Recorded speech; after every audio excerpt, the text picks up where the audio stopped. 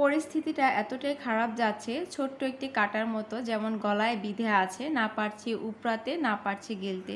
শুধু এর মাঝে একটাই ভরসা, আল্লাহ ভরসা। আল্লাহ যা করেন মঙ্গলের জন্যই করেন, যা করেন ভালোর জন্যই করেন।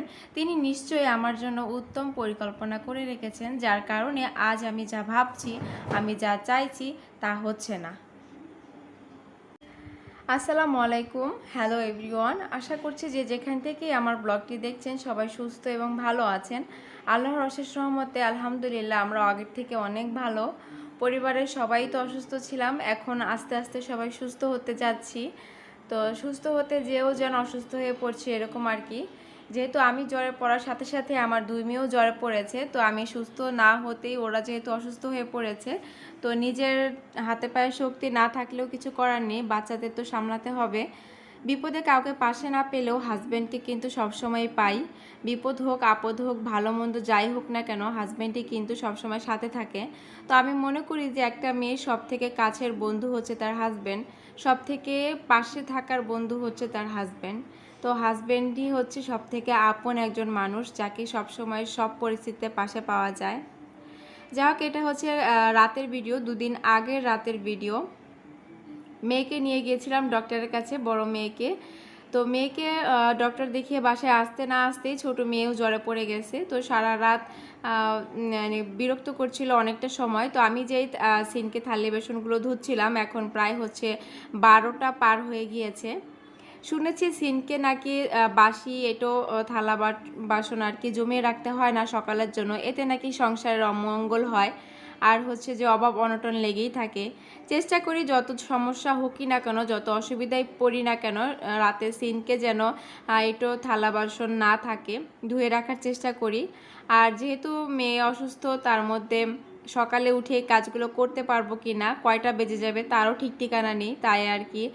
এখন ওরা দুজনই ঘুমোচ্ছে, সবাই দুজনকে খাইয়ে কোনো রকম খাইয়ে ওষুধ খাইয়ে ঘুম পাড়িয়েছি। তার মাঝেও এই থালি বাসনগুলো ধুতে গিয়েও ছোটো মেয়ের কাছে 2 থেকে 3 বার যেতে হয়েছে। ও কান্না করে উঠেছিল যেহেতু জ্বর, ঘুমোতে পারছিল না। এত শরীর গরম হয়ে যাচ্ছিল যে 104 ডিগ্রি মানে 104 ডিগ্রি জ্বর হয়ে গিয়েছিল। মানে খুবই টেনশনে ছিলাম, রাতটা কোনো রকম যেন পার হয় এরকম আর কি। তো সারা দিন সারা রাত জ্বরে পার করে তারপরেও জ্বর কমার কোনো সম্ভাবনা দেখছিলাম না। তারপর আবার চলে গিয়েছিলাম ডক্টরের কাছে।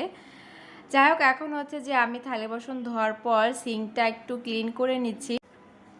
যেহেতু আমি নিজেও অসুস্থ, তার সাথে আমার 2 মেয়েও অসুস্থ, তো সংসারে সেরকম কোনো কাজ, ক্লিনিংয়ের কাজ কোনো কিছুই করা হচ্ছে না। কোনো রকম আর কি, যে কাজগুলো না করলেই নয়, রান্নাবান্না আর ঘরটা ঝাড়ু দেওয়া, সেই কাজগুলোই করছি। তো এইভাবেই দিনকাল যাচ্ছে, মানে না যাওয়ার মতোই আর কি। তো আল্লাহ আল্লাহ করছি। সারা রাত ছোটো মেয়েটা জ্বরে বিরক্ত করার কারণে আমি ঘুমোতে পারিনি। তো একটু সময় ঘুমিয়ে পড়েছিলাম সকালের দিকে। তো ঘুম থেকে উঠে দেখি আমার হাজব্যান্ড খিচুড়ি রান্না করেছে। ওই যে বললাম, বিপদে তো হাজব্যান্ডকেই পাশে পাওয়া যায়। তো ও খিচুড়ি রান্না করে ওর খাওয়াও হয়ে গিয়েছে। তো আমি উঠে এখন হচ্ছে প্রায় 10টা বাজে। উঠেছি আরও আগেই, 2 মেয়েকে ফ্রেশ করে খাইয়ে দাইয়ে এখন 10টার দিকে আমি একটু নাস্তা করে নিয়েছি।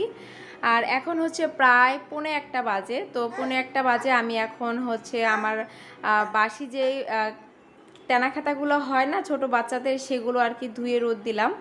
কারণ ছোট মেয়েকে আর কি কোল থেকে নামাতে পারছিলাম না, আর যখন একটু নামিয়েছিলাম তখন হচ্ছে যে পানি না থাকার কারণে আর ধুতে পারিনি, তাই ধুতে একটু দেরি হয়ে গিয়েছে।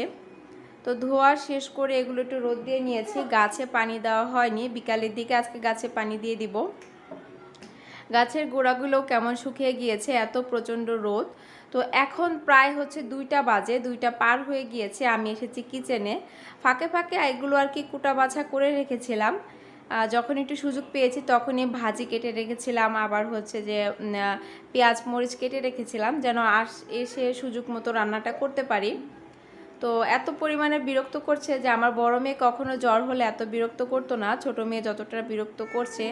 আসলে ও এতটা উইক, আমার বড় মেয়েটা একটু স্ট্রং। ও একটু মশলা দিলে মানে জ্বর হলেও ও বলতে পারে যে আম্মু ওষুধ খাবো, বা নিজে নিজে একটু করতে পারে, যেহেতু একটু বড় হয়ে গিয়েছে, আর ছোটো মেয়েটা তো একেবারেই ছোট। যাই হোক, এখানে হচ্ছে মাছ আর পটল আলু দিয়ে রান্না করব, সেটাও মশলা কষিয়ে সবজিটা দিয়ে দিলাম আর কি। এখন ভালো মতো কষিয়ে তারপর হচ্ছে অফ ক্যামেরায় আমি ঝোল দিয়ে মাছ দিয়ে দিয়েছিলাম, সেটুকু আর ভিডিও করা হয়নি। আর এখন হচ্ছে একটা পেঁপে কেটে নিব। এই পেঁপেটা হচ্ছে যে আমার বাবার আম্মু পাঠিয়েছেন আর কি, বাবার বাসার পেঁপে, গাছের পেঁপে তো আলহামদুলিল্লাহ অনেক খেলাম। তো হাজবেন্ডও এসেছে দুপুরের দিকে, যেহেতু ভাতটা এখনও চুলায় আছে, তরকারিটাও হয়নি, তো একটু পেঁপে কেটে নিচ্ছি। আর ছোটো মেয়েটা পেঁপে পছন্দ করে, দেখি জ্বরের মুখে একটু পেঁপে যদি খাওয়াতে পারি। জ্বর হলে তো ছোট বাচ্চা কেন, বড়রাই তো কেমন ক্লান্ত হয়ে যায়, মুখে রুচি নষ্ট হয়ে যায়, কিছু খেতে পারে না। আর ও তো ছোটো বাচ্চা, ও তো কিছু বলতে পারে না, কিন্তু কান্নাকাটি করতে পারে শুধু, এই আর কি। তো যাই হোক, ওকে একটু পেঁপে খাওয়াতে পেরেছিলাম, মানে ওষুধটা খাওয়ানোর জন্য আমার হচ্ছে গিয়ে ঝামেলা, কারণ ওরা যেহেতু এমনি তো নর্মালি কিছু খায় না, তাই আর কি কী খাওয়াবো, কী খাই ওষুধ খাওয়াবো, সেটাই আর কি টেনশন। আর এই ভিডিওটা হচ্ছে অনেক আগের করা, যেটা শেয়ার করা হয়নি। তো এখন যেহেতু শেয়ার করার মতো আমার কাছে তেমন ব্লগ ভিডিও নাই, তাই ভাবলাম যে এটা আজকে আপনাদের সাথে শেয়ার করি। তো অনেক ইচ্ছে ছিল নারকেলের খোলের মধ্যে আর কি গাছ লাগানোর জন্য, তাই এই দুটো নারকেলের খোল আমি রেখে দিয়েছিলাম, আর সিরিজ কাগজ দিয়ে ভালো মতো ঘষে উপরের যে আবরণটা থাকে সেটা একদম প্লেন করে নিয়েছি। সিরিজ কাগজ দিয়ে কিন্তু একটু ডলা দিলেই কিন্তু সুন্দর মতো ক্লিন হয়ে যায়, আর এটা কিন্তু খুবই সুন্দর ক্লিন হয়েছে। যদি লেকার পলিশের কোনো বার্নিশের কালার থাকতো তাহলে আমি সেটা দিয়ে কালার করে নিতাম, তাহলে দেখতে ভীষণ ভালো লাগতো। তো আমার কাছে যেহেতু নাই, তো এরকমই থাকবে। আর এই টবগুলোতে, মানে এই নারকেলের খোলগুলোতে আমি এই মানি প্ল্যান্টের চারাগুলো রোপণ করব। এখন তো বেশ অনেক দিন হয়ে গিয়েছে, কিন্তু চারাগুলো অতটা ভালো গ্রোথ হয়নি, হয়তো অল্প মাটি কিনা আমি জানি না, কারণ আর হচ্ছে যত্নও নিতে পারিনি। ছোট ছোট টবে যখন গাছ লাগানো হয়, সেই গাছগুলোতে কিন্তু অনেক পরিমাণের যত্ন না লাগে আর কি, কারণ এটা তো অল্প মাটিতে গাছগুলো হচ্ছে, রেগুলার যত্নগুলো লাগে। তো এটা লাগানোর পরে যেহেতু অসুস্থ হয়ে পড়েছিলাম, তো সেরকমভাবে আর যত্ন নেওয়া হয়নি, তো গাছগুলো বেশি বড় হয়নি, এতটুকুই আছে। তো আমি যে আমার কফি কর্নারটা আছে সেই পাশে দুই পাশে রেখে দিলাম। আর একটু বিকালের দিকে ঘরটা একটু ক্লিন করে নিয়েছি, আসলে সারাদিন ঘরটা গুছাতে পারিনি, এরকম অগোছালাই ছিল। তো চাদরটা উঠিয়ে ভালো মতো বিছানাটা ক্লিন করে নিলাম, আর হচ্ছে ঘরটা একটু পরিষ্কার করে মুছে নিয়েছি, কারণ জ্বর গন্ধ চলে গেছে, মানে গন্ধে ভরে গেছে ঘরটা আর কি। তো তাই আজকে যত দেরি হোক না কেন বলেছে যে ঘরটা মুছবো, তো আজকে হচ্ছে বিকালেই ঘর মুছে সব কিছু একটু ক্লিন করে নিয়েছি। তো এখন একটু ঘরে ঢুকতেও ভালো লাগছে, দেখতেও ভালো লাগছে, নিজের কাছেও একটু শান্তি লাগছে।